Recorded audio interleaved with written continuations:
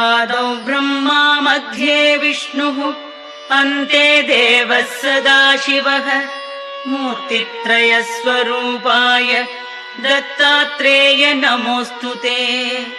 भोगालयाय भोगाय योगयोग्याय धारिणे जितेन्द्रियजितज्ञाय दत्तात्रेय नमोऽस्तुते।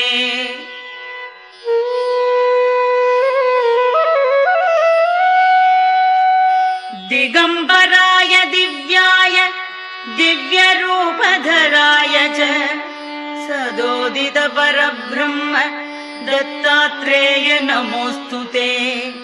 जम्बुद्वीपे महाक्षेत्रे मादापुरनिवासिने जयमानसतां देव दत्तात्रेय नमोऽस्तुते।